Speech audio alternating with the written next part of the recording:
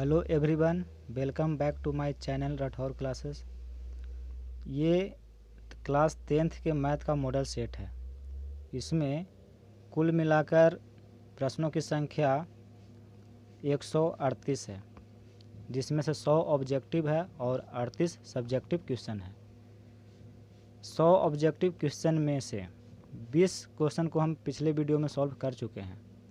अगर अभी तक आप लोग नहीं देखे हैं तो उस वीडियो को आप जा कर के देख लीजिए पहले, और उसके बाद आज के इस वीडियो में हम जो है क्वेश्चन 21 से लेकर के क्वेश्चन 40 तक जो है कवर करेंगे। ठीक है, तो आइए उस क्वेश्चन को हम देखते हैं। 20 तक जो है हम सॉल्व कर चुके हैं। 21 नंबर क्वेश्चन से हम आज शुरू करेंगे, जो कि आज 40 तक हम बनाएंगे। ठीक है, 21 नंबर प्रश्न है कि यदि समांतर श्रेणी का सामान्य पद 6-4n है तो इसका सार अंतर दिया हुआ है, कोई एक सही है। तो देखिए इसको हम कैसे सॉल्व करते हैं। सामान्य पद दिया हुआ है, यानी कि 6-4n आपको दिया हुआ है। ठीक है, अब n बराबर आप कुछ मान लीजिए। मान लेते हैं कि n बराबर 1। अब इसमें n का मान हम रखेंगे तो देखिए क्या होता है, 6-4 गुना 1, यानी कि 6 और -4 में 1 से गुना किए 4 बराबर 2। सामान्य पद कहने का मतलब कि समांतर श्रेणी का जो पद होता है, जैसे प्रथम पद, उसके बाद जो ऐसे जो पद देखते हैं आप, ये सामान्य पद आपका कॉमन पद दिया हुआ किस रूप में है। तो पहला पद जो है आपका 2 आया। अब n का मान हम 2 रखते हैं। ठीक है, n बराबर 2 रखते हैं, देखते हैं इसका मान फिर क्या होता है। तो 6 - 4 और n की जगह पर लिखेंगे कितना, 2 लिखेंगे। तो ये हो गया आपका 6 - 4 दूनी के 8। अब देखिए 6 में क्या करना है, 8 को घटाना है, तो क्या होगा -2। ये पहला पद हुआ, ये दूसरा पद हुआ। 3-4 पद हम लिख लेते हैं। अब n बराबर हम मान लेते हैं कितना, 3। तो n बराबर जब इसमें हम 3 रखेंगे तो इसका मान क्या होगा, से देखिए 6 - 4 और n की जगह पर लिख दिए 3, यानी कि 6 - 12, 4 × 12। तो 6 में 12 को माइनस करेंगे तो क्या हो जाएगा, -6 होगा। तो AP आपका क्या हो गया, अर्थमेटिक जो प्रोग्रेशन है उसको लिखिए। देखिए पहला जो पद हुआ 2 है, फिर दूसरा पद क्या हुआ, -2 हुआ, तीसरा पद क्या है, -6 है। तो इस तरह से आप आगे भी लिख सकते हैं। यहाँ पे n बराबर 4 लिखिएगा तो आपका अगला पद ज्ञात हो जाएगा। ठीक है, तो हम AP लिख लिए। अब प्रश्न कहता है तो इसका सार्व अंतर जो होगा वो क्या होगा, सार्व अंतर यानी कि D आपको कह रहा है निकालने के लिए। तो D बराबर क्या होता है, अगली पद में से पहली पद को घटा दीजिए। जो दूसरी पद है उसमें से पहली पद को घटाया जाता है और उसका जो मान आएगा वही जो है पदांतर होता है, सार्व अंतर कहलाता है। ठीक है, तो दूसरी पद देखिए इसमें -2 है। अब -2 में हम क्या करेंगे कि पहली वाली जो पद है इसको हम घटा देंगे। तो पहली वाली पद क्या है, 2 है, तो 2 को हम घटा दिए। तो -2 और -2 क्या हो जाएगा, -4 हो जाएगा। यानी कि जो ये अर्थमेटिक प्रोग्रेशन है इसका सार्व अंतर क्या होगा, -4। ऑप्शन में देखिए ऑप्शन C है, ये आपका सही है। अब जो है अगला प्रश्न देखिए, 22 नंबर प्रश्न इसमें क्या कहता है। 22 नंबर प्रश्न है कि निम्नलिखित में कौन समांतर श्रेणी में है, which of the following is an AP। ठीक है, तो इसको हम सॉल्व करके प्रश्न संख्या 22 देखिए, कहता है निम्नलिखित में कौन समांतर श्रेणी है। 4 गो ऑप्शन दिया हुआ है और चारों में से पूछ रहा है कौन समांतर श्रेणी है। ठीक है, तो हम सबसे पहले ऑप्शन ए को चेक करते हैं कि समांतर श्रेणी है कि नहीं, अर्थमेटिक प्रोग्रेशन है कि नहीं। तो देखिए पहला जो ऑप्शन है आपका उसमें दिया हुआ है AP, क्या दिया हुआ है, -2, 4, -6, 8। तो हम क्या करते हैं, इसका सार्व अंतर चेक करते हैं। अगर सार्व अंतर सब जगह सेम है तो क्या होगा, AP होगा, अगर नहीं है तो नहीं होगा। तो देखिए इसका D निकालिए। तो क्या करते हैं, अगली पद में से पहली पद को हम घटाते हैं। तो 4 में से हम घटा देंगे पहली पद को, पहली पद -2 है, यानी कि 4 और +2 कितना हुआ, 6। फिर निकाल के देखिए, इसमें से इसको घटा के देखिए। तो -6 में घटाएंगे कितना को, 4 को, तो क्या हो जाएगा, ये -6 और -4 कितना हो गया, -10 हो गया। यानी कि देखिए यहाँ पे देख रहे हैं कि इन दोनों में कितना का अंतर आ रहा है, 6 का अंतर आ रहा है, और इस दोनों में हम देख रहे हैं कितना का अंतर आ रहा है, -10 का अंतर आ रहा है। यानी दोनों क्या है, अलग अलग है। और पदांतर जो होता है यानी डी जो होता है अर्थमेटिक प्रोग्रेशन का, वो क्या होता है, सेम होता है, एक ही होता है, अलग अलग नहीं होता है। तो इस एपी में हम देख रहे हैं कि डी इसमें 6 आ रहा है और इसमें -10 आ रहा है, इसलिए ये जो पहला ऑप्शन है ये अर्थमेटिक प्रोग्रेशन में लिखा हुआ नहीं है। ठीक है। बी को देखिए, यहाँ पे ए है, ये ए स्क्वायर है, ए क्यू है, अगर पावर के रूप में लिखा हुआ है तो वो अर्थमेटिक प्रोग्रेशन नहीं होता है। तो बी भी आपका अर्थमेटिक प्रोग्रेशन नहीं है। अब इसमें देखिए बटा में दिया हुआ है, तो एग्जाम में आपको क्या करना है, इसको करने में आपको टाइम लगेगा, तो डी को पहले चेक कर लीजिए। इसको चेक कर लिए, ये नहीं है, इसको चेक किए भी नहीं है। अब इसको देखिए, तो क्या करेंगे, 3 में क्या करेंगे, एक को घटाएंगे, तो 3 में एक को घटाएंगे तो क्या होगा, 2। तो यहाँ पे अंतर कितना दिख रहा है, 2 का अंतर दिख रहा है। अब देखिए ये 3 है, ये 9 है, इसमें देखिए कितना का अंतर है। तो क्या करेंगे, 9 में 3 को घटाएंगे, इसमें से इसको घटाते हैं, पदांतर में यही होता है। तो 9 में 3 घटाएंगे तो 6 होगा, यानी कि यहाँ पे 6 आया। तो हम देख रहे हैं कि इसमें अंतर जो है, दोनों में अंतर कितना आ रहा है, 2 का, और इसमें देख रहे हैं तो इसमें अंतर 6 का आ रहा है। और अर्थमेटिक प्रोग्रेशन में डी का मान हर जगह सेम होना चाहिए, तभी वो अर्थमेटिक प्रोग्रेशन होता है। तो इसमें देख रहे हैं कि यहाँ 2 है, यहाँ 6 है, यानी कि अलग अलग है, तो ये भी आपका अर्थमेटिक प्रोग्रेशन में लिखा हुआ नहीं है। तो आंसर आपका क्या हो जाएगा, सी आंसर सही हो जाएगा। अब हम आपको इसको चेक करके भी बता देते हैं। ठीक है। तो देखिए यहाँ पे पहले क्या करेंगे, इसमें से इसको घटाएंगे। ठीक है। तो 1/2 में घटाएंगे कितना, 3/2 को, 2 का लघुत्तम 2 हुआ, 2 से 2 कट गया 1 और -3। देखिए 1 में 3 को घटाएंगे तो -2 और बटा में क्या है, 2 से 2 कट गया, यानी कि -1 आया। ठीक है। ये दोनों के बीच में कितना का अंतर है, -1 का। अब देखिए इसमें से इसको घटाइए, तो -1/2 है, ये -1/2 है, उसमें इसको घटाएंगे, -1/2, 2 का एलसीएम 2 हुआ, 2 से 2 कट गया, ऊपर बचा -1, फिर ऊपर देखिए माइनस है, 2 से 2 कट गया, बचा 1, तो -1 क्या हो गया, -2, और बटा में क्या है 2, 2 से 2 कट गया, -1। तो देखिए इसमें भी कितना का अंतर आ रहा है, -1 का, यानी कि इसमें भी अंतर -1 का है और इसमें भी -1 का अंतर है। इसको भी घटाइएगा तो यहाँ भी -1 आएगा। ठीक है। तो ये आपका क्या है, अर्थमेटिक प्रोग्रेशन में है, क्योंकि इसका जो है हम देख रहे हैं सार्वंतर जो देख रहे हैं सब जगह क्या है, एक समान है, सब जगह -1 है, इसलिए ही एपी में है। ठीक है। तो 22 नंबर प्रश्न का जो ऑप्शन सी है ये बिल्कुल सही है। नेक्स्ट क्वेश्चन देखिए, 23 नंबर प्रश्न है कि मूल बिंदु के नियामक है। कितना सिंपल क्वेश्चन पूछा है, मूल बिंदु के नियामक, the coordinates of the origin are, क्या होगा। देखिए ये ग्राफ है, ग्राफ पर ये जो पॉइंट होता है इसको हम बना करके आपको दिखाते हैं पेज पर। क्वेश्चन नंबर 23 कहता है मूल बिंदु के नियामक है, 4 ऑप्शन दिया हुआ है। अब बताइए कि इससे आसान क्वेश्चन क्या पूछेगा। जब ये मॉडल सेट में दिया है तो समझ जाइए कि ऐसा ही एग्जाम में भी आपको पूछने वाला है। ठीक है। ये सबसे आसान जो है क्वेश्चन है कोऑर्डिनेट का, मूल बिंदु के नियामक पूछा है, यानी कि देखिए ये कोऑर्डिनेट है, ये आपका एक्स अक्ष हो गया, ये वाई अक्ष हो गया। तो एक्स अक्ष और वाई अक्ष जिस बिंदु पे काटता है उस बिंदु को हम क्या कहते हैं, मूल बिंदु कहते हैं। ठीक है। ये मूल बिंदु है, इसको हम ओ से मान लेते हैं कि सूचित कर रहे हैं। ठीक है।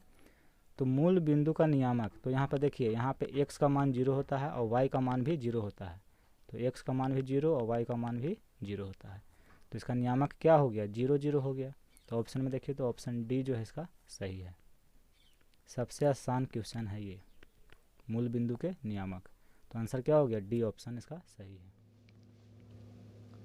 अगला प्रश्न देखिए, 24 नंबर प्रश्न कहता है कि यदि त्रिभुज ABC समरूप त्रिभुज PQR तथा QR/BC बराबर 2/3, तो एरिया ऑफ त्रिभुज PQR बटा एरिया ऑफ त्रिभुज ABC बराबर, यानी इसका मान क्या होगा।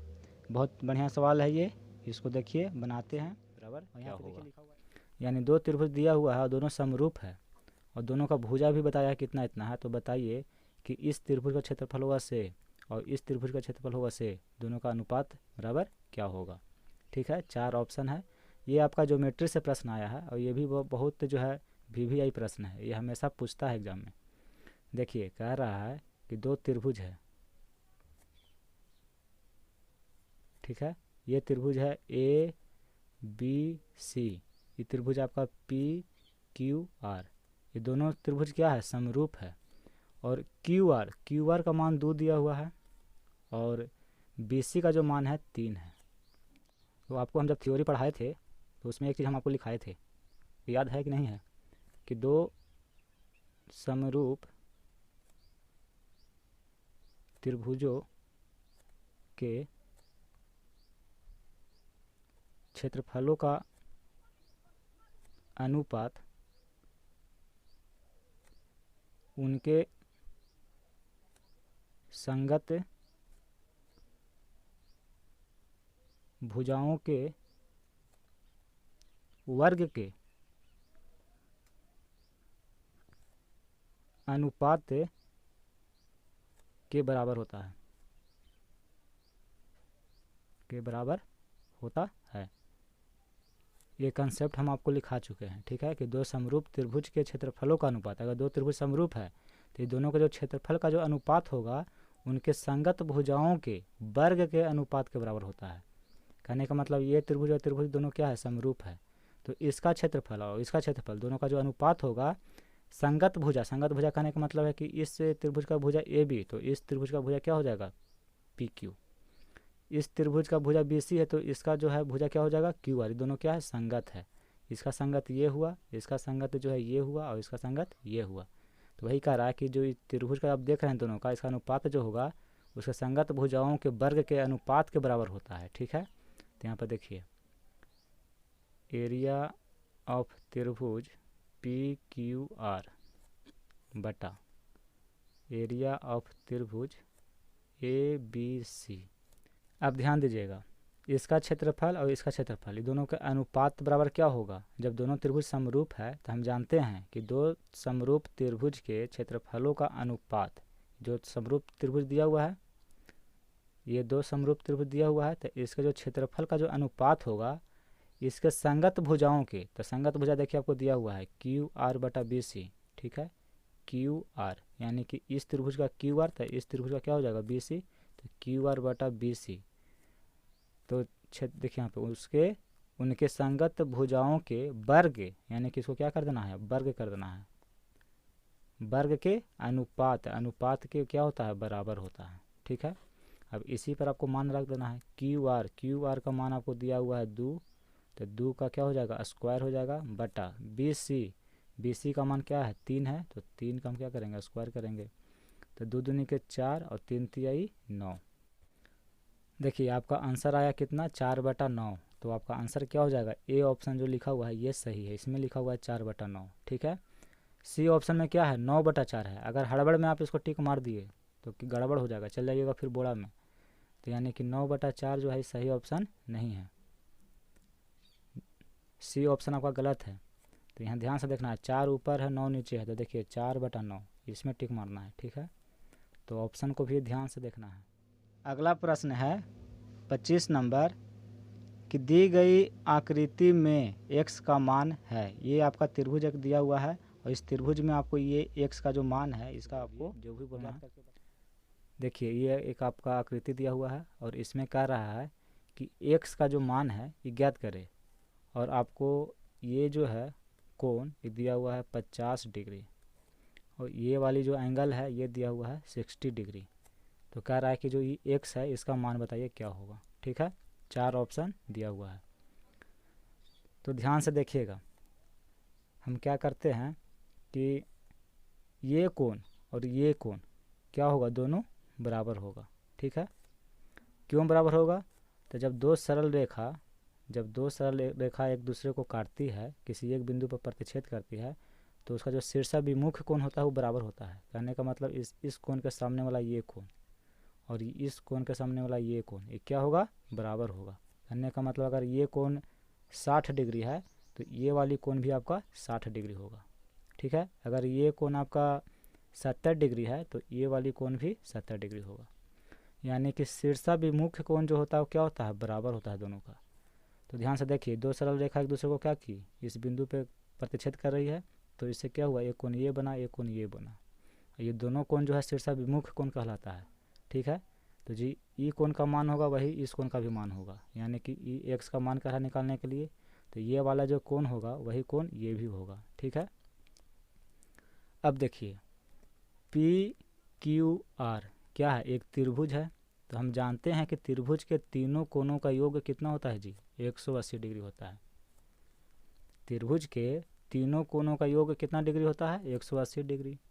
अब इसमें से दो गो कोण आपको दिया हुआ है, एक 60 है, एक कितना है 50 है। तो दोनों कोणों को पहले जोड़ लीजिए, तो 60 और 50 कितना हो जाएगा, 110 डिग्री। अब बताइए कि तीनों कोणों का योग 180 डिग्री है, उसमें दो कोण आपका दिया हुआ है, दोनों का मान है 110 डिग्री। तो हम क्या करेंगे, तीनों कोणों के योग में से जो दो कोण का योग है उसको हम घटा देंगे, तो बचेगा कितना डिग्री, 70 डिग्री। यानी कि ए वाला जो कोण होगा आपका वो 70 डिग्री होगा। अब देखिए जब ये 70 डिग्री है तो ये भी कोण कितना होगा आपका, 70 डिग्री होगा, क्योंकि दोनों कोण शीर्षाभिमुख कोण है और दोनों एक दूसरे के बराबर होते हैं। तो ऑप्शन इसमें देखिए सी ऑप्शन है यहाँ पे सही, यानी कि सी होगा 70 डिग्री। अब इसी प्रश्न को हम एक दूसरी विधि से बनाते हैं, ठीक है। ये तो आपको ऐसे सिखा दिए, अब एक और इसका नियम हम बताते हैं, देखिए ध्यान से। एक त्रिभुज है, ठीक है, ये पी क्यू आर, और क्यू आर को क्या किया है कि इस भुजा को बढ़ा दिया है यहाँ तक। तो इस भुजा को जब यहाँ से बढ़ाया तो देखिए एक आपका ये कोण बन गया, ये कोण, और ये जो कोण होता है त्रिभुज के अंतः ये दोनों जो कोण है ये दोनों कोणों के योग के बराबर होता है। यानी कि दोनों जो कोण होगा से इस दोनों को जोड़ दीजिए, वही कोण का मान ये भी होगा। तो ये 60 डिग्री है, ये 50 डिग्री है, तो 60 और 50 कितना हो गया, 110। यानी कि ये वाला जो कोण हो गया आपका 110 डिग्री हो गया। अब देखिए कि एक सरल रेखा हम खींचते हैं, तो इस पर ये जो कोण बनता है ये टोटल कितना होता है, 180 डिग्री का, ठीक है।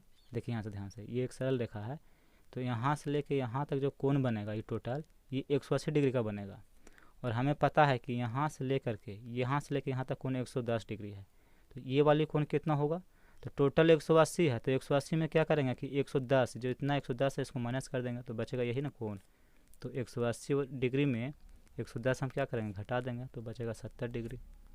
तो आप ऐसे भी बना सकते हैं या ऐसे भी बना सकते हैं, दो तरीका है इसका बनाने का, और ये निश्चित आपको एग्जाम में पूछेगा, ठीक है। तो इस प्रश्न का आंसर क्या होगा, सी होगा, यानी 70 डिग्री इसका आंसर होगा। अब आगे देखिए 26 नंबर प्रश्न है, कहता है कि बिंदुओं R जिसका नियामक 0 और 6 है तथा बिंदु S इसका नियामक 8 0 है को मिलाने वाली रेखाखंड के मध्य बिंदु के नियामक है, ठीक है। यानी कहने का मतलब दो बिंदु है, दोनों बिंदु को जो मिलाने वाली रेखाखंड होगी ये रेखाखंड के मध्य बिंदु के नियामक पूछ रहा है, ये कितना होगा, ठीक है।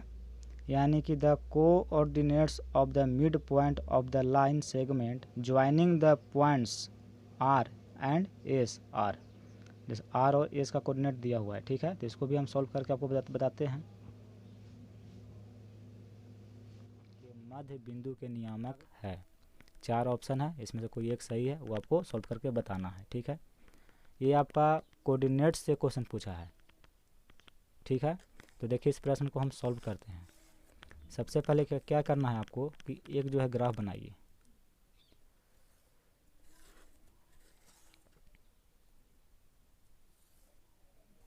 देखिए बनाया हम यहाँ पे, ये होता है आपका एक्स अक्ष, ये होता है वाई अक्ष, और ये होता है आपका मूल बिंदु, ठीक है।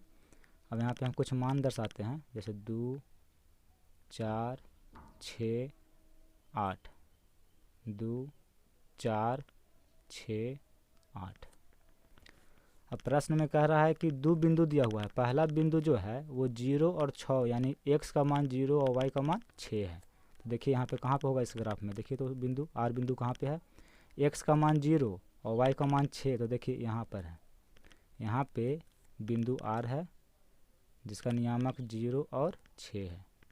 यहाँ पे क्या होगा, x का मान 0 होगा और y का मान 6 होगा, देखिए y का मान 6 है और x का मान 0 है। अब जो दूसरा बिंदु है वो s है और इसका नियामक है 8 0, यानी x का मान 8 और y का मान 0। तो x का मान 8 कहाँ पे है, यहाँ पे है, और y का मान 0, तो देखिए इसके सामने है, यानी कि एक बिंदु आपका ये हो गया। इस बिंदु का नाम दे दीजिए s है और इसका नियामक है 8 और 0, ठीक है। को मिलाने वाली रेखाखंड, यानी ये दोनों जो बिंदु है इसको मिलाने वाली रेखाखंड, तो इसको दो बिंदु को मिला दीजिए पहले। देखिए ये दोनों बिंदु को हम जब मिला दिए तो क्या हो गया, एक रेखाखंड हो गया। तो कह रहा है कि जो रेखाखंड है इसके मध्य बिंदु के निर्देशांक ज्ञात करिए। दोनों जो ये रेखाखंड है तो इसका मध्य बिंदु यानी एकदम बीचों बीच वाला जो इसका बिंदु है इसका नियामक बताइए क्या होगा। तो इस बिंदु का हम नाम दे देते हैं आर एस, तो इसको हम नाम दे देते हैं टी। ठीक है, तो इसका नियामक होगा, मान लेते हैं कि इसका नियामक जो है एक्स और वाई है। तो एक्स का मान क्या होगा और वाई का मान क्या होगा से आपको निकालना है। तो कोऑर्डिनेट में हम आपको पढ़ा चुके हैं कि अगर एक रेखाखंड है तो उसके दो बिंदुओं को मिलाने वाले रेखाखंड के मध्य बिंदु के निर्देशांक निकालने के लिए हम फार्मूला बताए हैं। यानी एक्स बराबर जो होता है इसका फार्मूला होता है x1 प्लस x2 बटा 2। अब कहिएगा कि x1 और x2 कौन है, तो देखिए ये आपका x1 है, ये आपका y1 है। ठीक है, और ये 8 जीरो जो देख रहे हैं ये आपका x2 है और y2 है, यानी x2 बराबर 8 है और y2 बराबर 0 है। तो यहाँ पे लिखिए x1 और x2 को लिखिए आगे, तो x1 है 0 और x2 बराबर 8 है और बटा में 2। तो 0 में 8 को जोड़ेंगे तो 8 होगा और 8 को 2 से भागा देंगे तो क्या होगा 4 होगा। तो x का मान निकल गया इस बिंदु का। और y देखिए y बराबर भी फार्मूला होता है y1 प्लस y2 बटा 2।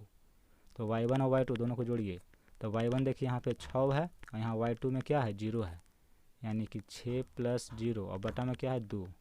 तो 6 में 0 को जोड़ेंगे तो 6 होगा और 6 को 2 से हम भागा देंगे तो कितना बचेगा 3 बचेगा। यानी इस बिंदु के जो नियामक हुआ t, तो t का मान क्या है आपका x का मान 4 और y का मान 3। यानी ये जो बिंदु है t है इसका नियामक होगा 4 और 3। ऑप्शन में देख लीजिए ऑप्शन डी है यहाँ पे, देखिए ये बिल्कुल आपका सही है। और ये प्रश्न आपको एग्ज़ाम में निश्चित आएगा क्योंकि जब ये मॉडल सेट में पूछा है तो ये प्रश्न जो है आपको एग्ज़ाम में आने की संभावना बहुत ज़्यादा है। तो ये जो प्रश्न दिया हुआ है इसका कंसेप्ट यही है कि दो बिंदुओं के मिलाने वाली रेखाखंड के मध्य बिंदु के नियामक अगर आपको निकालने के लिए कहेगा तो उसका फार्मूला जो हम लिखे हैं इसको आप याद रखिएगा। तो x बराबर हो जाएगा x1 प्लस x2/2 और y बराबर हो जाएगा y1 प्लस y2 बटा 2। इसी के माध्यम से आप इस जो बिंदु देख रहे हैं इसका नियामक ज्ञात कर लेंगे, निकाल लेंगे। ठीक है, तो ये फार्मूला को आप याद रखिएगा। 27 नंबर प्रश्न क्या कह रहा है, देखिए यहाँ पे कहता है कि दो बिंदु दिया हुआ है, एक 4 6 और एक 8 2, इसके बीच की दूरी है क्या होगी। 4 ऑप्शन है, इसमें से कौन सा ऑप्शन सही है, तो इसको सॉल्व करिए। इसकी दूरी है, ठीक है, दो बिंदु दिया हुआ है और इसके बीच की दूरी पूछ रहा है कि क्या होगा। 4 ऑप्शन है, कोई इसमें से एक सही है। ये कोऑर्डिनेट का प्रश्न है तो इसको देखिए हम सॉल्व करते हैं।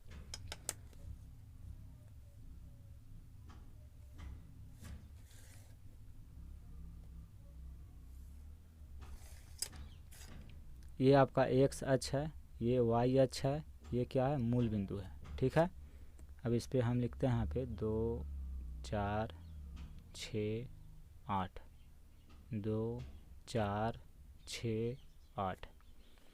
दो बिंदु है, पहला बिंदु है 4 और 6, यानी कि x का मान 4 और y का मान 6। इसको x1 बोलिए और इसको y1 बोलिए और इसको x2 बोलिएगा और इसको y2 बोलिएगा। ठीक है, तो पहले देखिए x का मान 4 और y का मान 6। तो इस पर देखिए x का मान 4 यहाँ पे है और y का मान 6, यानी कि एकदम इसके सामने एक बिंदु ये है। इस बिंदु को हम नाम देते हैं, मान लीजिए कि इस बिंदु का नाम हम ए दे दिए, तो इसका नियामक हो गया 4 और 6। 4 6 है, तो देखिए 4 के सामने और 6 के सामने, y के सामने 6 है। अब एक दूसरा बिंदु जो है वो 8 और 2 है, यानी कि x का मान 8, तो x का मान 8 यहाँ पे है, y का मान 2, तो देखिए y का मान 2 इसके सामने है, 2 के सामने और 8 के सामने, तो एक बिंदु ए मिला। इस बिंदु को नाम दे देते हैं b और इसका नियामक क्या है 8 और 2। ठीक है, के बीच की दूरी करने का मतलब है कि ये जो दोनों बिंदु आप देख रहे हैं इसके बीच की जो दूरी है, यानी कि ये वाली जो दूरी है ये क्या है, इसी को निकालना है आपको। ठीक है, तो इसका हम एक फार्मूला आपको हम बताए हैं कि दो बिंदुओं के बीच की दूरी अगर ज्ञात करना हो तो उसके लिए क्या होता है, यानी कि ए बी बराबर आपको ज्ञात करना है। तो ए बी बराबर √x1 माइनस x2 के whole square plus y1 minus y2 के होल स्क्वायर। ठीक है, यानी जो x का जो नियामक है उसका अंतर, उसका स्क्वायर, और y के जो नियामक है उसका अंतर करिए, उसका फिर स्क्वायर कर दीजिए और दोनों को जोड़ दीजिए और उसका वर्गमूल निकालिए। वही जो है ये दोनों के बीच की दूरी होगी। ठीक है। अब देखिए यहाँ पे x1 4 है और x2 8 है, तो हम क्या करेंगे 4 में घटा देंगे 8 को, इसका वर्ग प्लस y1 6 है और y2 2 है, यानी कि 6 माइनस 2 इसका स्क्वायर करेंगे।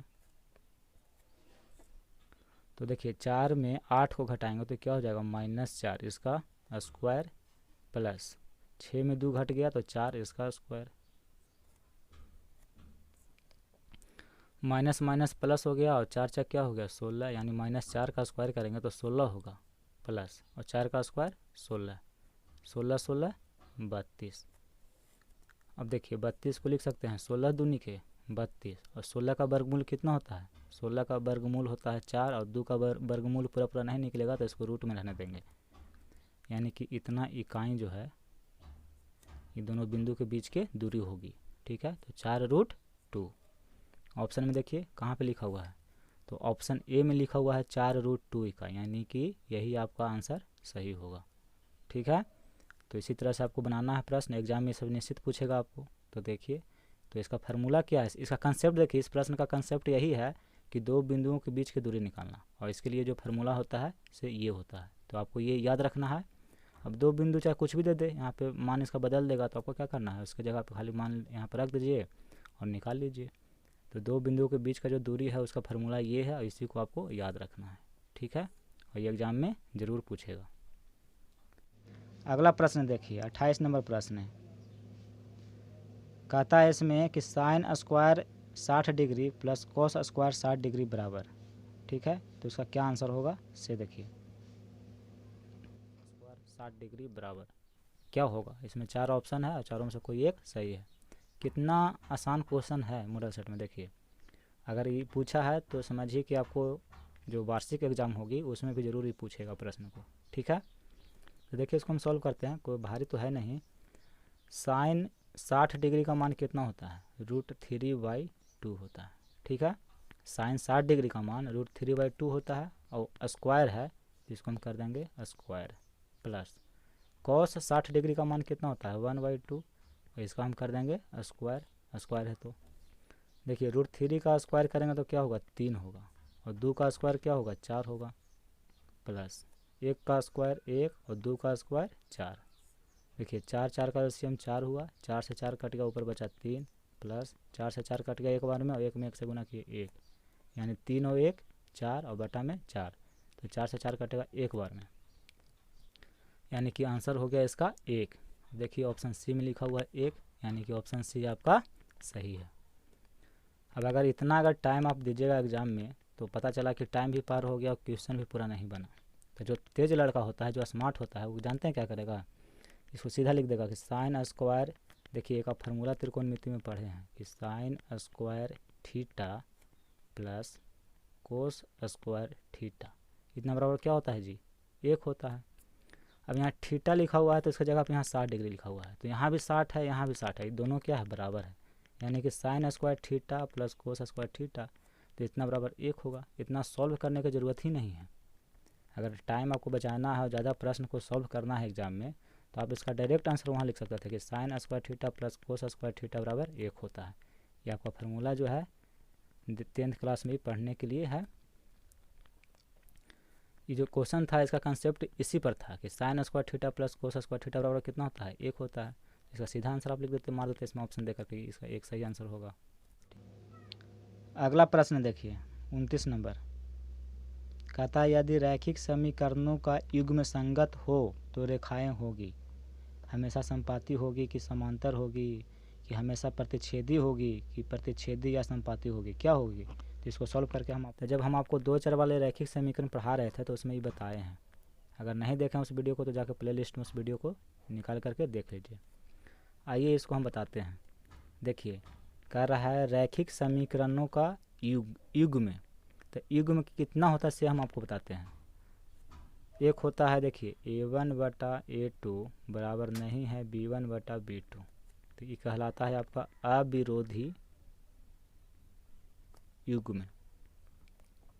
ठीक है। और अविरोधी युग्म है, इसको संगत भी कहा जाता है, संगत। और जब इसका ग्राफ आप बनाइएगा तो ग्राफ पे क्या होता है कि दोनों सरल रेखा एक दूसरे को प्रतिच्छेद करती है। ग्राफ पे दोनों सरल रेखा एक दूसरे को प्रतिच्छेद करती है, ठीक है। अब देखिए दूसरा, a1 बटा a2 बराबर b1 बटा b2 और बराबर नहीं है c1 बटा c2। दो रैखिक समीकरण आपको दिया हुआ रहेगा तो उसका अनुपात निकालिएगा तो इस रूप में आएगा। तो अगर इस रूप में आया तो जो दो रैखिक समीकरण दिया हुआ है वो आपका कहलाएगा विरोधी युग्म, ठीक है। और उसको हम कहते हैं असंगत, उसे असंगत बोला जाता है। अब जब इसका ग्राफ बनाइएगा तो दोनों रेखाएं क्या होगी, एक दूसरे के समांतर होगी, ठीक है। और एक और होता है a1 बटा a2 बराबर b1 बटा b2 बराबर c1 बटा c2। इसको कहा जाता है आश्रित युग्म, आश्रित युग्म। और इसे संगत भी कहा जाता है, ठीक है, संगत। अब इसका ग्राफ आप बनाइएगा तो इसमें क्या होगा कि एक सरल रेखा उसी के ऊपर रहेगी दूसरी सरल रेखा, यानी समपाती होती है। दो सरल रेखा एक दूसरे के समपाती होती है, कहने का मतलब जो पहली सरल रेखा उसी के ऊपर दूसरी सरल रेखा होगी, इसे समपाती कहते हैं। तो यही कॉन्सेप्ट है। और हम आपको बताए थे, जब इस वीडियो को हम बता रहे थे तो हम बताए थे कि ये आपको प्रश्न में निश्चित पूछेगा। और देखिए जब ये मॉडल सेट में पूछा है तो आपको वहाँ जो एग्ज़ाम होगा, फाइनल एग्ज़ाम होगा, उसमें भी पूछेगा। तब यहाँ देखिए कहता है कि यदि रैखिक समीकरणों का युग्म संगत हो, तो यहाँ ध्यान से देखिए, संगत एक ये मिला और एक संगत आपको यहाँ पे मिला, ठीक है। संगत हो तो रेखाएं होगी, तो दोनों संगत की रेखा देखिए तो क्या है, एक तो प्रतिच्छेदी है और ये भी संगत है, तो इसका रेखाएं क्या है, समपाती है। यानी कि प्रतिच्छेदी भी हो सकती है या फिर समपाती हो सकती है। ऑप्शन देखिए, ये ऑप्शन में लिखा हुआ है हमेशा समपाती, गलत है। समपाती भी होता है लेकिन प्रतिच्छेदी भी होता है। जो संगत रेखाएं हैं, जो युग्म संगत है, उसकी रेखाएं प्रतिच्छेदी भी होती। देखिए जो रैखिक समीकरण का युग्म संगत हो उसका जो रेखाएं होगी वो प्रतिच्छेदी भी होती है और समपाती भी होती है। तो इसमें खाली समपाती दिया हुआ है, प्रतिच्छेदी इसमें नहीं है, तो ये ऑप्शन नहीं होगा। बी ऑप्शन में देखिए समांतर है। तो समांतर रेखाएं किसकी होती है, जो असंगत युग्म होता है उसका, ठीक है। और यहाँ प्रश्न में दिया हुआ है संगत। अब देखिए यहाँ पे हमेशा प्रतिच्छेदी, तो प्रतिच्छेदी तो होता है संगत का, लेकिन संगत का क्या होता है, समपाती भी होता है। तो डी ऑप्शन में देखिए दिया हुआ है, प्रतिच्छेदी भी दिया हुआ है और समपाती भी दिया हुआ है, यानी कि प्रतिच्छेदी भी हो सकती है या समपाती भी हो सकती है। तो ये ऑप्शन आपका सही है। संगत युग्म का रेखाएं प्रतिच्छेदी भी हो सकती है या समपाती भी हो सकती है, ठीक है। तो ऑप्शन डी इसका सही है। और ये तीनों को आप याद रखिएगा, इसमें से एक प्रश्न जो है 100% पूछेगा एग्जाम में, ठीक है। तो इसको आप चार्ट को याद कर जाइए, यही इस क्वेश्चन का कंसेप्ट था। यह पूरा हम यहाँ पे लिख दिए हैं, आपको इतना याद रखना है। अगला प्रश्न है कि बिंदु आपको दिया हुआ है -6 और -5/2, एक बिंदु है, किस पाद में स्थित है, ठीक है। क्वेश्चन नंबर 30, बिंदु -6 और -5/2 किस पाद में स्थित है। 4 ऑप्शन है, इसमें से कोई एक सही है। देखिए ये जो प्रश्न है कोऑर्डिनेट से संबंधित है, ये कोऑर्डिनेट का प्रश्न है, ठीक है। अब कोऑर्डिनेट जब हम पढ़ा रहे थे आपको, तो आपको बेसिक में हम बताए थे। देखिए यहाँ ये आपका x अक्ष होता है, ये होता है y अक्ष, ये होता है मूल बिंदु, ठीक है। इधर होता है सब प्लस में, इधर होता है सब क्या है, y का भी मान इधर प्लस में होता है। अब देखिए इधर जो है x डैश होता है, इधर जो होता है ये मान माइनस में इधर लिखा जाता है, यानी कि -2 -4, और y का मान माइनस में जो है नीचे लिखा जाता है, ये हो गया आपका -2 -4, ठीक है। तो देखिए तो ये इसको बोलते हैं फर्स्ट, ये प्रथम पाद आपका हो गया, ये द्वितीय पाद हो गया, ये तृतीय पाद है, ये चतुर्थ पाद है, ठीक है। तो प्रथम पाद में क्या होता है कि इसमें x का मान देखिए सब प्लस में रहता है और y का मान भी सब प्लस में रहता है, यानी प्रथम पाद में प्लस प्लस होता है। द्वितीय पाद में देखिए इसमें x का मान क्या चीज़ में है, माइनस में है, यानी कि द्वितीय पाद में माइनस होगा x का मान, और y का मान देखिए प्लस में होता है, तो ये प्लस, यानी कि माइनस और प्लस होता है द्वितीय पाद में। तृतीय पाद में ध्यान दीजिए, तृतीय पाद में x का मान देखिए माइनस में है और y का मान भी देखिए माइनस में है, यानी कि माइनस माइनस अगर है तो तृतीय पाद का होगा। और चतुर्थ पाद में देखिए, चतुर्थ पाद में x का मान क्या है, प्लस में है, और y का मान क्या है, माइनस में है, ठीक है। तो ये चतुर्थ पद में होता है। आपका बिंदु है -6 और -5/2, यानी x का मान -6 और y का मान -5/2। दोनों बिंदु क्या है, माइनस में है। तो दोनों बिंदु देखिए माइनस में है, तो किस पाद में है, तृतीय पाद में है। इसको बोला जाता है तृतीय, ये द्वितीय पाद, ये प्रथम पाद, ये चतुर्थ पाद। तो ऑप्शन हो गया आपका सी। तो आपको कोई भी पाद में देगा तो आप बता दीजिएगा। ये आप कंसेप्ट जो है याद रखिएगा। इसमें प्लस प्लस, इसमें माइनस प्लस, इसमें माइनस माइनस, इसमें प्लस माइनस होता है। कोई भी बिंदु दे देगा आपको दे देगा कि 4 और -3 बताइए किस पाद में है। तो देखिए ये प्लस में है, माइनस में है, तो प्लस माइनस है, यानी कि ये जो बिंदु है ये चतुर्थ पाद में होगा। ठीक है। अब आपको दे देगा कि -3 और 2, ये बताइए किस पाद में है। तो देखिए ये माइनस है, ये प्लस है, तो माइनस प्लस, ये देखिए यानी कि बिंदु जो है द्वितीय पाद में स्थित है। ठीक है। आपको दे देगा कि 4, 5, ये एक बिंदु है, बताइए किस पाद में है। तो देखिए दोनों प्लस में है, तो दोनों प्लस यहाँ पे है, यानी कि प्रथम पद में है। तो अगर इससे संबंधित कोई भी प्रश्न पूछेगा एग्जाम में तो आप बना दीजिएगा, उसको लिख लीजिए इसको। ठीक है।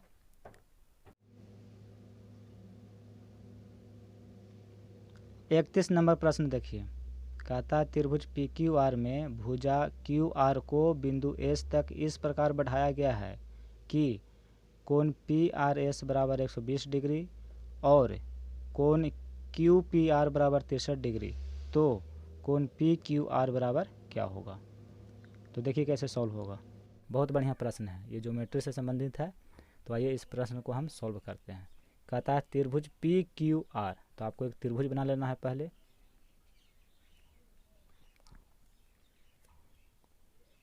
पी क्यू आर क्या है, त्रिभुज है। तो त्रिभुज में भुजा क्यू आर को बिंदु एस तक इस प्रकार बढ़ाया गया है। देखिए भुजा क्यू आर, भुजा जो देख रहे हैं क्यू आर, इसको बढ़ाया गया है। ठीक है। थोड़ा सा आगे हम बढ़ा दिए भुजा को। इस प्रकार बढ़ाया गया है कि कोण पी आर एस बराबर 120 डिग्री। देखिए कोण पी आर एस, यानी कि कोई बिंदु यहाँ पे आप आगे बढ़ाए तो इसका नाम दे दीजिए, ये बिंदु है एस। ठीक है।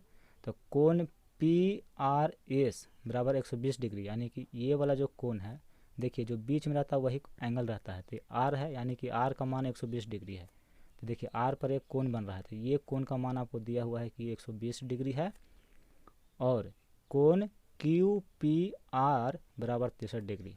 ध्यान से देखिएगा, क्यू पी आर यानी कि ए वाला कोण, देखिए बीच में क्या है, पी है, तो ये वाला कोण आपका दिया हुआ है 63 डिग्री। तो कोण पी क्यू आर बराबर क्या होगा। देखिए पी क्यू आर यानी कि ए वाला जो कोण है, बीच में क्या है, क्यू है, यानी ई वाला जो कोण है क्या होगा, ये हम मान लेते हैं एक्स है। ठीक है, एक्स डिग्री। तो इसी कोण का मान है जो आपको बताना है। कैसे बताइएगा, देखिए आपको हम पीछे बताए थे, अभी 2-3 क्वेश्चन पीछे हम बताए थे कि ई वाला जो कोण होता है, त्रिभुज के अंदर वाला ये जो कोण होता है, ये दोनों के योग के ई बराबर होता है। ये जो दोनों कोणों आप देख रहे हैं, ये दोनों कोणों का जो योग होगा उसके बराबर ई होगा। ठीक है। तो इसको यहाँ पर देखिए, ये कोण कितना आपका है, 120 डिग्री है, और ये दोनों कोणों का योग कितना होगा, तो ये 63 डिग्री है, और प्लस इसको हम मान लिए हैं x डिग्री। ठीक है। तो ये कोण, ये दोनों जो कोणों का योग है से, और इसका जो कोण है से, दोनों क्या होता है, बराबर होता है। तो यहाँ लिख देंगे 120 डिग्री। ये दोनों कोण को जोड़ करके यहाँ लिखिए और बराबर लिख दीजिए, ई वाला जो कोण है से यहाँ लिख दीजिए। ठीक है। तो x का मान निकल जाएगा। तो x बराबर क्या होगा, 120 डिग्री, 63 प्लस में इधर आ गया तो ये माइनस में इधर हो जाएगा। तो इसमें से इसको घटाइए, तो 10 में से 3 गया 7, 11 में से 6 गया 5, यानी कि 57 डिग्री। x का मान क्या रहा है, 57, यानी कि ई वाला जो कोण होगा आपका वो 57 डिग्री का होगा। तो इसका कंसेप्ट यही है। इस क्वेश्चन में जो कंसेप्ट है इसे हम आपको बता देते हैं कि ये वाला जो कोण होता है ये दोनों कोणों के योग के बराबर होता है। बस आपको इतना अगर पता है तो प्रश्न को आप बना लीजिएगा। बी ऑप्शन सही है। 32 नंबर प्रश्न है कि यदि किसी त्रिभुज के कोण का समद्विभाजक विपरीत भुजा को समद्विभाजित करता है तो त्रिभुज होगा। वो त्रिभुज क्या होगा, समद्विबाहु होगा, समबाहु होगा कि विषम बाहु होगा कि समकोण होगा। प्रश्न को देखिए, एक त्रिभुज है ये, अब कह रहा है कि यदि किसी त्रिभुज के कोण का समद्विभाजक विपरीत भुजा को समद्विभाजित करता है। तो अगर ये विपरीत वाली भुजा को समद्विभाजित कर रहा है तो इसका मतलब ये जो त्रिभुज होगा वो क्या होगा, समद्विबाहु होगा। ये आपको हम थ्योरी में बता चुके हैं, ज्योमेट्री के जब हम कंसेप्ट हम पढ़ा रहे थे उसमें ये बताए थे कि यदि किसी त्रिभुज के कोण का समद्विभाजक विपरीत भुजा को दो बराबर भागों में अगर बांटती है तो ये जो त्रिभुज होगा ये कैसा त्रिभुज होगा, तो समद्विबाहु त्रिभुज होगा। तो 32 नंबर जो प्रश्न का ऑप्शन ए है ये सही है। ठीक है। अब आपका अगला प्रश्न है कि त्रिभुज ABC में DE समांतर BC तथा AD बटा DB बराबर 2/3 तो AE बटा EC का मान होगा। 4 ऑप्शन है, ये चारों ऑप्शन में कोई एक सही है। तो देखिए इसको हम सॉल्व करते हैं। बहुत सिंपल क्वेश्चन आया है, ज्योमेट्री का जो फर्स्ट थ्योरम है उसी का ये कंसेप्ट है, उसी से संबंधित ये क्वेश्चन पूछा है। देखिए कहता है कि यदि त्रिभुज ABC में, ये त्रिभुज है ABC, DE जो है समांतर है BC के। देखिए ये BC भुजा के समांतर एक कोई रेखा है, इसका नाम दे दीजिए क्या चीज़, DE। तो DE समांतर हो गया BC के, तथा AD बटा DB बराबर 2/3, यानी AD का मान 2 है। देखिए AD इसका मान 2 है और DB का मान 3 है। तो AE बटा EC का मान क्या होगा, यानी कि E अनुपात E, इसका क्या अनुपात होगा से बताइए। तो ये जो प्रश्न आपका दिया हुआ है ज्योमेट्री का जो फर्स्ट थ्योरम है त्रिभुज का, उसी से संबंधित दिया हुआ है। एक सरल रेखा खींच दिया और कह रहा है कि ये जो भुजा इसका समांतर है, तो बताइए ये भी आपको दे दिया हो, कह रहा है कि इसका अनुपात क्या होगा। तो देखिए फर्स्ट थ्योरम के अनुसार यदि किसी त्रिभुज की एक भुजा के समांतर, किसी कोई त्रिभुज है इसके एक भुजा के समांतर एक रेखा खींची जाए, तो देखिए एक रेखा हम खींच दिए, खींची जाए तो अन्य दो भुजाएं एक ही अनुपात में विभाजित हो जाती है। तो अन्य दो भुजाएं, तो देखिए इसके समांतर हम खींच दिए रेखा, तो बाकी दो भुजा कौन बचा, एक AB बचा और एक AC बचा। तो कह रहा है कि ये दो भुजा जो है एक ही अनुपात में विभाजित हो जाती है। कहने का मतलब है कि AD बटा DB बराबर AE बटा EC हो जाती है। ठीक है, ये जो दो भुजा देख रहा है ये दोनों क्या हो जाती है, एक ही अनुपात में विभाजित हो जाती है। तब देखिए AD बटा DB इसका मान दिया हुआ है कितना, 2/3, तो बराबर लिख दीजिए इधर AE बटा EC, यानी इसका मान क्या आया फिर 2/3 हो गया। तो AE बटा EC तो 2/3, जो ये होगा से ये होगा। ठीक है, तो इसमें ऑप्शन देखिए बी ऑप्शन आपका सही है, यानी कि ऑप्शन बी इसका सही है। ठीक है, तो इसका कंसेप्ट जो है, ये प्रश्न को देख रहे हैं, इसका कंसेप्ट जो है यही है कि अगर किसी त्रिभुज में एक भुजा के समांतर कोई दूसरी रेखा खींची जाती है, ठीक है, तो क्या करता है कि अन्य दो भुजाओं को एक ही अनुपात में विभाजित कर देता है। ठीक है ना, तो ये देखिए 2 और 3 दिया हुआ था, तो ये भी आपका 2 और 3 हो जाएगा। तो ऑप्शन हो जाएगा 2/3, यानी कि बी। और जो ये देख रहे हैं क्वेश्चन, ये सब एग्जाम में आपको ऑब्जेक्टिव में पूछना ही पूछेगा। जब मॉडल सेट में दे दिया है तो आपको इसी से संबंधित क्वेश्चन पूछेगा वहाँ। अगला प्रश्न देखिए 34 नंबर, कहता है कि यदि त्रिभुज ABC तथा त्रिभुज DEF में, यानी दो त्रिभुज दिया हुआ है, एक ABC है और एक DEF है, इसमें क्या है AB बटा DE बराबर है BC बटा FD, तो ये समरूप होंगे जब, ये समरूप कब होगा, ये चारों ऑप्शन में कोई एक सही होगा, तब जा कर के ये दोनों त्रिभुज क्या होगा, समरूप होगा। ठीक है, तो इस प्रश्न को हम सॉल्व करके आपको बताते हैं। If in triangle ABC and DEF AB divided DE equal BC divided FD then they will be similar when. ठीक है, इसमें 4 ऑप्शन है, कोई एक इसमें से एक सही होना चाहिए, तब जाके दोनों क्या होगा, सिमिलर होगा। देखिए दो त्रिभुज दिया हुआ है,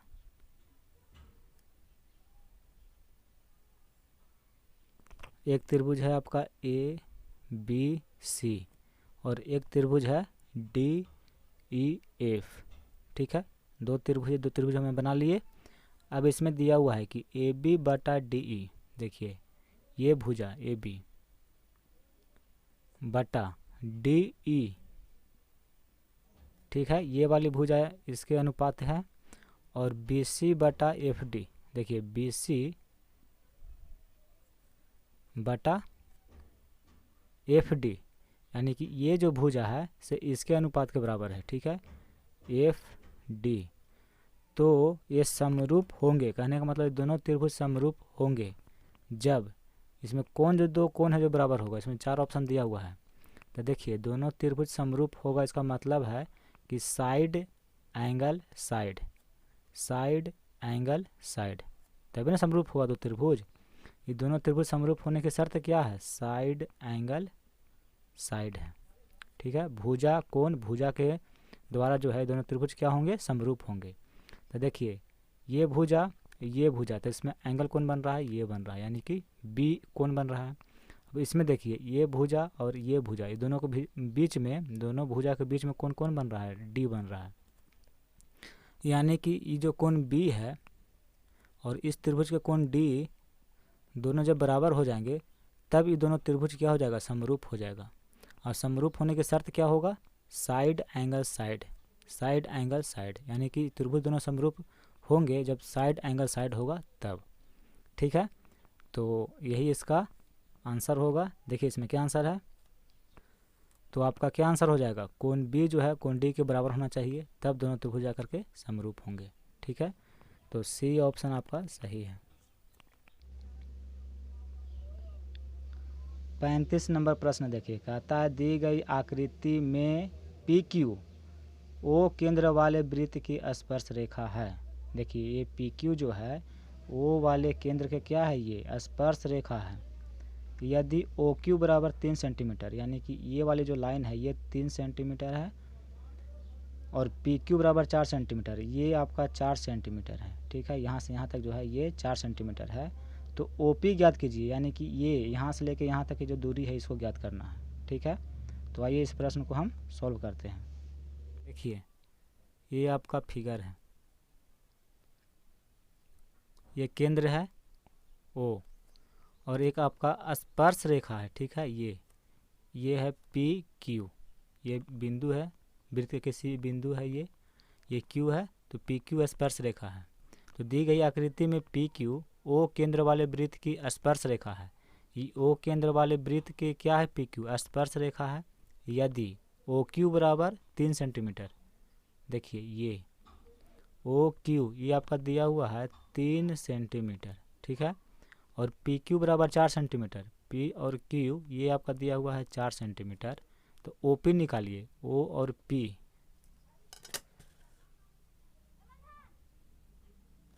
ये वाला दूरी जो है आपसे पूछ रहा है कि ओ पी क्या होगा। अब ध्यान से अब देखिएगा कि वृत्त की स्पर्श रेखा स्पर्श बिंदु से होकर जाने वाली त्रिज्या पर लंब होती है। ये जो स्पर्श रेखा है ये स्पर्श बिंदु से, ये स्पर्श बिंदु है, इससे होकर जाने वाली त्रिज्या, ये त्रिज्या है, तो इस पर क्या होती है, ये लंब होती है। लंब का मतलब क्या होता है, 90 डिग्री का कोण, समकोण। अब देखिए आपका एक त्रिभुज बन गया ओ क्यू पी, ये क्या है, एक त्रिभुज है, और त्रिभुज में ये समकोण है, तो समकोण के सामने वाली भुजा जो होती है ये कर्ण होती है, ठीक है, और ये लंब है, और ये क्या है, आधार है। तो हम पाइथागोरस प्रमेय से जानते हैं कि कर्ण के स्क्वायर बराबर लंब के स्क्वायर प्लस आधार का स्क्वायर होता है, ये फार्मूला। अब देखिए यही हमको निकालना है, ओपी निकालना है। ओपी क्या है, एक तरफ से कर्ण है इस त्रिभुज का। अब लंब का मान दिया हुआ है 3 सेंटीमीटर, तो 3 का हम क्या कर देंगे, स्क्वायर करेंगे, प्लस आधार आपका 4 सेंटीमीटर दिया हुआ था, 4 का स्क्वायर करेंगे, तो 3 तिया 9 प्लस, और 4 का स्क्वायर कितना होगा, 16। तो देखिए 16 और 9 कितना हो गया, 25। कर्ण स्क्वायर बराबर हमें क्या निकालना है, कर्ण निकालना है। कर्ण को एच से सूचित करते हैं, तो एच बराबर क्या हो जाएगा, जब स्क्वायर इधर हटेगा तो ये रूट हो जाएगा इधर। अब 25 का वर्गमूल कितना होता है, 5 होता है, यानी कि एच का जो मान आया 5 सेंटीमीटर, यानी कि ये वाली जो भुजा आपका आया कितना आया, ये 5 सेंटीमीटर आया। आंसर देखिए इसका सी में है 5 सेंटीमीटर, यही आपका आंसर है। अब हम यहाँ पे लिखे हैं कर्ण, इसको हम लिखे, इस भुजा को हम लिखे हैं कर्ण, इसको लिखे हैं लंब, इसको आधार। तो आप जो है ना, आप इसको ऐसे भी लिख सकते हैं, कर्ण है क्या, ओ पी, यानी ओ पी स्क्वायर बराबर लंब स्क्वायर, लंब आपका क्या है ओ क्यू है, तो ओ क्यू का स्क्वायर प्लस पी क्यू का स्क्वायर। तो ऐसे लिखिए चाहे ऐसे लिखिए, लेकिन आपको लिखना है ऐसे ही लिखना है, ठीक है। और इसी पर मान आप रखिएगा, ओ क्यू का मान 3 है तो 3 का स्क्वायर रखिएगा प्लस पी क्यू का मान 4 दिया हुआ था 4 का स्क्वायर, ओ पी स्क्वायर बराबर, तो ओ पी बराबर क्या हो जाएगा, ये इधर आकर रूट हो जाएगा दोनों का, 3 तिहाई 9 और 4 चक 16, 16 9 25 और 25 का वर्गमूल कितना होता है 5, यानी ओ पी का मान कितना आएगा 5 सेंटीमीटर। तो इसका आंसर क्या है, सी आंसर सही है। 36 नंबर प्रश्न देखिए, कहता है एक्स अक्ष से बिंदु P की दूरी है, यानी देखिए ये एक ग्राफ बनाइएगा ऐसे, और ये आपका एक्स अक्ष होता है, ये वाई अक्ष होता है। मान लीजिए कि यहाँ पे कोई एक बिंदु P है, तो बिंदु P को कह रहा है कि एक्स अक्ष से इसकी दूरी बताइए, ठीक है। The distance of the point P from the x axis is. ये बहुत बढ़िया प्रश्न है, देखिए इसको बहुत अच्छा से समझिएगा। कहता है कि एक्स अक्ष से बिंदु P, और P का नियामक है 8 12, इसकी दूरी है 4 ऑप्शन है इसमें, ठीक है। ध्यान से देखिए, एक पहले आप ग्राफ बनाइए, ये आपका मूल बिंदु है एक्स अक्ष वाई अक्ष। अब यहाँ पे देखिए 4 8 12, 4 8 12, बिंदु P एक बिंदु है इस ग्राफ में, ये जो आलेख देख रहे हैं इसमें एक बिंदु P है, P क्या है तो 8 है और 12, यानी x का मान 8 और y का मान 12। x का मान 8, देखिए 8 यहाँ पे है, और y का मान 12, तो y का मान 12 देखिए इसके सामने है, इस बिंदु के सामने 12 है y का मान, और x का मान 8 है। तो जो P बिंदु है यहाँ पे है, ठीक है, की दूरी, यानी कि इसमें आपको प्रश्न में कह रहा है कि x अक्ष से बिंदु P की दूरी कितनी है। तो x अक्ष कौन है आपका, ये x अक्ष है, इस x अक्ष से ये जो बिंदु P है इसकी दूरी कितनी है से पूछ रहा है, ठीक है। यानी इस अक्ष से यहाँ की दूरी कितना है, तो ये लंबाई देखिए तो कितना है, यानी कि हम y अक्ष को देखेंगे तो y अक्ष को देखिए यहाँ तक, तो कितना पर है तो 12, यानी यहाँ से लेकर यहाँ तक जो दूरी है वो कितना है 12 है। तो आंसर क्या हो जाएगा, बी आंसर सही हो जाएगा, यानी कि 12 इकाई जो है इस प्रश्न का आंसर होगा, ठीक है। 12 इकाई है, 4 8 12, ये बिंदु जो है 12 इकाई की दूरी पर है, ठीक है। एक्स अक्ष से, इस अक्ष से 12 इकाई की दूरी पर है। अगर यही इस प्रश्न में पूछ देता कि बताइए कि ये बिंदु जो है y अक्ष से बिंदु P की दूरी कितनी है, इस प्रश्न में एक्स अक्ष ना देकर के y अक्ष देता, तब बताइए क्या होगा। तो देखिए y अक्ष से, तो y अक्ष से देखिए ये y अक्ष है, तो ये y अक्ष से कितना दूरी पर ये बिंदु है से देखिए, तो कितना दूरी पर है 4 8, यानी कि इतना दूरी पर है, y अक्ष से इतना दूरी पर है, तो इसका आंसर हो जाता 8 इकाई। अगर y अक्ष से पूछता तब, लेकिन प्रश्न पूछ रहा है x अक्ष से इस बिंदु की दूरी बताइए, तो यहाँ से लेकर यहाँ तक दूरी देखिए कितना है 12 है, तो ये 12 इकाई इसकी दूरी है, ठीक है। y अक्ष से पूछता तो y अक्ष से इधर से चलते, तो यहाँ से लेकर यहाँ तक दूरी कितना है 8 है, यानी कि ये इसका आंसर 8 इकाई होता। तो इसको ध्यान से बनाइएगा प्रश्न को, ठीक है। इस प्रश्न का आंसर क्या हो जाएगा 12 इकाई।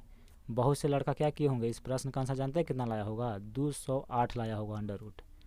अब कहिए कैसे लाया होगा, तो देखिए क्या किया होगा, ये बिंदु देखा हुआ कि बिंदु है, तो इसको एक्स अक्ष से बिंदु की दूरी निकालिए, तो क्या किया होगा कि मूल बिंदु से निकाल दिया होगा, यहाँ से लेकर यहाँ की दूरी, यानी कि OP निकाल दिया होगा।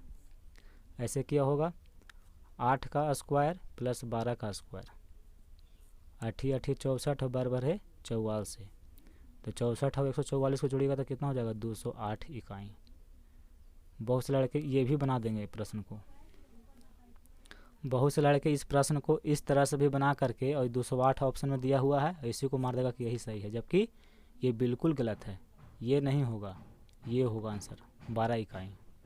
तो समझिए कि प्रश्न क्या कह रहा है, प्रश्न कह रहा है एक्स अक्ष से, यानी कि जो अक्ष देख रहे हैं इससे इस बिंदु की दूरी बताइए, तो यहाँ से यहाँ देखिए 12 इकाई पर है। मूल बिंदु से अगर यहाँ लिखा रहता कि मूल बिंदु से बिंदु P की दूरी बताइए क्या है, मूल बिंदु से, तब जो है ये वाला लगता है ये फार्मूला, और इसका आंसर होता है 208। लेकिन एक्स अक्ष से कहेगा तो यहाँ से, y अक्ष से कहेगा तो यहाँ से, ठीक है, और मूल बिंदु से कहेगा तब यहाँ से लेकर यहाँ की दूरी निकलेगा, तो ये सब आपको क्या करना है, ध्यान से प्रश्न को पढ़ना है कि प्रश्न कहता क्या है, उसके बाद उसको सॉल्व करिए, नहीं तो आंसर आप क्या करिएगा, गलत ऑप्शन मार दीजिएगा। 37 नंबर प्रश्न देखिए, कहता है कि वृत्त के किसी बिंदु पर खींची गई स्पर्श रेखा और उस बिंदु से जाने वाली त्रिज्या के बीच का कोण होता है, कितना होता है, 90 डिग्री होता है। एक वृत्त है, तो वृत्त के किसी बिंदु पर खींची गई स्पर्श रेखा, देखिए सही नहीं बन रहा है फिगर, इसको हम कॉपी पे बना के आपको दिखाते हैं। The angle between tangent at a point on a circle and the radius through the point is, ठीक है। इसमें भी आपको 4 ऑप्शन है, कोई एक सही है, 45 डिग्री होगा कि 60 डिग्री होगा कि 90 डिग्री होगा कि 120 डिग्री होगा, क्या होगा, इसको बना करके हम दिखाते हैं आपको कितना होता है। इसे देखिए, सबसे पहले तो आप एक वृत्त बनाइए, ठीक है। तो वृत्त के किसी बिंदु पर खींची गई स्पर्श रेखा, मान लीजिए कि ये बिंदु है, तो इस पर क्या करते हैं कि एक स्पर्श रेखा खींचते हैं। स्पर्श रेखा सीधी होनी चाहिए, यहाँ थोड़ा तिरछा हो गया, ठीक है। इस बिंदु का नाम दे देते हैं Q और इसको नाम देते हैं P। देखिए, तो PQ क्या है, एक स्पर्श रेखा है जो वृत्त के किसी एक बिंदु Q पर हम खींचे हैं, ठीक है। और उस बिंदु से जाने वाली त्रिज्या, इसी बिंदु से जाने वाली त्रिज्या, तो वृत्त का केंद्र यहाँ पे है सेंटर में एकदम, इसका हम नाम दे देते हैं 0। और ये बिंदु से जाने वाली त्रिज्या, देखिए त्रिज्या ये हो गया, के बीच का कोण, यानी कि ये वाला जो कोण होता है ये कितना होता है, तब जो है आपको अभी बताए हैं पिछला प्रश्न में, तो क्या होता है, ये कोण कितना होता है, 90 डिग्री होता है, ठीक है। यानी कि इसका ऑप्शन क्या हो जाएगा, सी ऑप्शन इसका सही हो जाएगा। तो देखिए ये जो है आपका, ये 90 डिग्री होता है। क्यों 90 डिग्री होता है, से देखिए, तो हम आपको कंसेप्ट बताए थे कि वृत्त की स्पर्श रेखा स्पर्श बिंदु से होकर जाने वाली त्रिज्या पर क्या होती है, लंब होती है, ठीक है। ये लंब होती है इस त्रिज्या पर, तो लंब का मतलब क्या होता है, 90 डिग्री, तो यानी कि इसका ऑप्शन सी जो है सही है। 38 नंबर प्रश्न देखिए, बहुत बढ़िया प्रश्न है। कहता है दी गई आकृति में TP तथा TQ दो स्पर्श रेखाएं, देखिए TP और एक आपका है TQ, ये दो स्पर्श रेखाएं O केंद्र वाले वृत्त पर इस प्रकार है, देखिए ये O केंद्र है, ये वृत्त है आपका, सर्किल है, इस प्रकार है कि कोण PTQ बराबर 50 डिग्री, PTQ बराबर 50 डिग्री, यानी ये जो कोण है ये आपका 50 डिग्री दिया हुआ है। तो कोण POQ बराबर, यानी कि POQ यानी ई वाला एंगल जो है क्या होगा, से आपको बताना। 38 नंबर प्रश्न को ध्यान से देखिए, ये आपका फिगर दिया हुआ है और कहता है कि दी गई आकृति में TP तथा TQ दो स्पर्श रेखाएं, देखिए TP एक स्पर्श रेखा है, एक जो है TQ, ये दो स्पर्श रेखाएं हैं केंद्र O केंद्र वाले वृत्त पर इस प्रकार है कि कोण PTQ बराबर 50 डिग्री, PTQ देखिए PTQ यानी ये कोण जो है आपका 50 डिग्री है। तो कोण POQ बराबर क्या होगा, देखिए कोण POQ यानी कि ये वाला कोण के बारे में पूछ रहा है, ठीक है। अब देखिए इस प्रश्न को कैसे सॉल्व करते हैं, बहुत बढ़िया प्रश्न है, एग्जाम में आ सकता है। जब मॉडल सेट में है तो इसके अनुसार ही कोई एक दूसरा प्रश्न आपको एग्जाम में पूछेगा तो पूछेगा।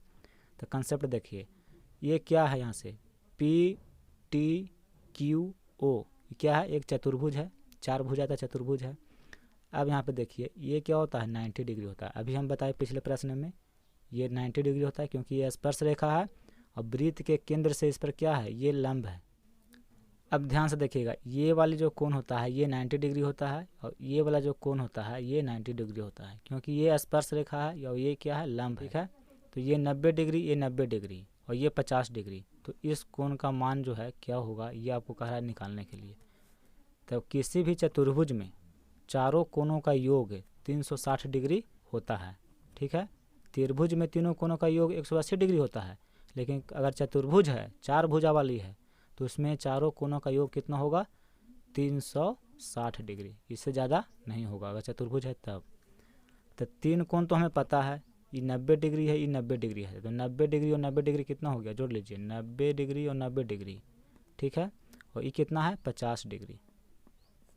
तो 0 0 0 9 9 18 और 5 23, ठीक है। यानी 230 डिग्री। तो 230 डिग्री हो गया ये 3 कोण मिला करके, और चारों कोणों को मिला देंगे तो हो जाएगा कितना 360 डिग्री। तो 360 में ये वाला घटा देते हैं तो जो बचेगा से ये वाला कोण होगा। तो 360 डिग्री में 230 डिग्री हम घटा देते हैं, ठीक है। तो 0, 6 में से 3 गया 3, और 3 में से 2 गया 1, यानी कि 130 डिग्री। तो 38 का जो आंसर होगा ऑप्शन ए होगा। ये वाली कोण कितना होगा 130 डिग्री होगा।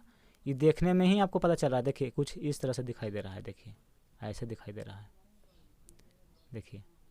तो ये 90 डिग्री से ज़्यादा है कि नहीं, देखिए तो 90 डिग्री से ज़्यादा है, यानी कि 130 डिग्री है। तो कंसेप्ट यही है, ये चतुर्भुज आपका बन गया, PTQO चतुर्भुज बन गया। और हमें पता है कि चतुर्भुज में चारों कोणों का योग 360 डिग्री होता है, और 3 कोण हमें पता है, तो तीनों को जोड़ करके और 360 में घटा दिया तो बाकी जो बचा से ये कोण निकल गया। यही किए हैं, तो इसका आंसर 130 डिग्री होगा। देखिए 39 नंबर प्रश्न में कहता है दिए गए समकोण त्रिभुज PQR में, ये त्रिभुज जो दिया हुआ है ये समकोण है। देखिए इसका एक कोण 90 डिग्री है, तो समकोण त्रिभुज है। इसमें कोण PRQ बराबर थीटा, यानी कि जो R कोण है वो थीटा है। R कोण क्या है, थीटा है। PQ ये आपका 3 सेंटीमीटर दिया हुआ है, और PR बराबर 6 सेंटीमीटर दिया हुआ है। तो कह रहा है थीटा का मान बताइए क्या होगा। तो ये जो कोण है इसके सामने क्या होता है, ये लंब होता है, ठीक है। और समकोण के सामने वाली भुजा क्या होती है, कर्ण होती है। तो लंब और कर्ण, तो ये जो बच गया से क्या हो गया, ये आधार हो गया आपका। तो लंब दिया हुआ है और कर्ण दिया हुआ है, ठीक है। तो यहाँ पे हम क्या लगाएंगे, साइन थीटा लगाएंगे। साइन थीटा बराबर होता है लंब बटा कर्ण, ठीक है। अब लंब कितना दिया हुआ है 3 सेंटीमीटर, और कर्ण कितना दिया हुआ है 6 सेंटीमीटर। तो 3 दूनी का 6, यानी कि 1/2।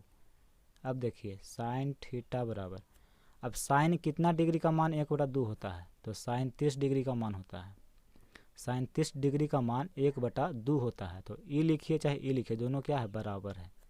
साइन से साइन कट गया तो थीटा बराबर क्या हो गया 30 डिग्री, यानी थीटा का मान कितना आया 30 डिग्री। यहाँ आंसर होगा 30 डिग्री।